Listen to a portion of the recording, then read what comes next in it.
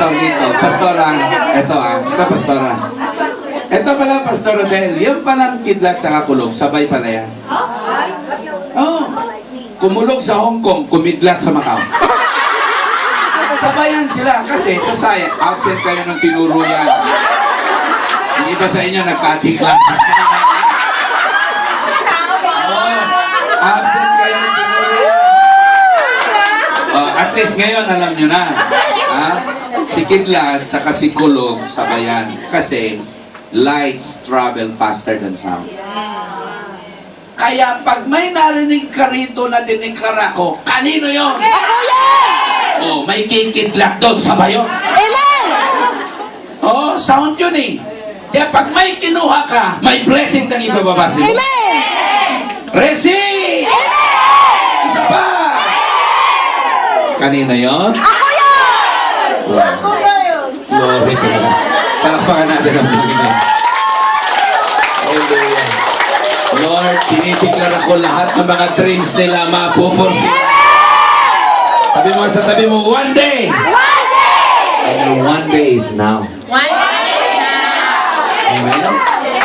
Oh, wag mo na sabihin, Lord, after 10 years. Oh, ngayon na! Amen! Amen? Ngayon na! Okay, now, tingin. So one day, Elisha went to Shunem. Sabihin nyo nga Shunem. Shunem! Ano yung ibig sabihin ng Shunem? Shunem. Shunem. Oh, wow.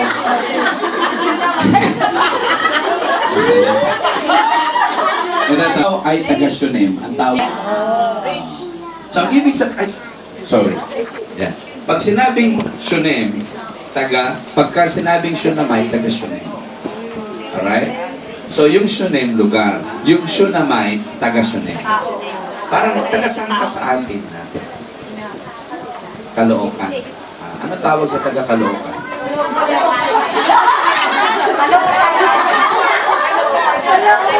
Alam mo ba kung ako taga Quezon City ako sa Maynila eh.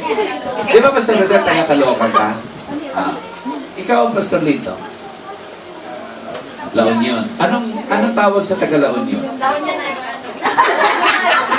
Ilocano? Hindi, tingnan mo ang Quezon City, ang tawag sa amin, ang tawag sa city namin, the Star City. Hindi totoo yun. Kasi karamihan ng mga showbiz, taga amin.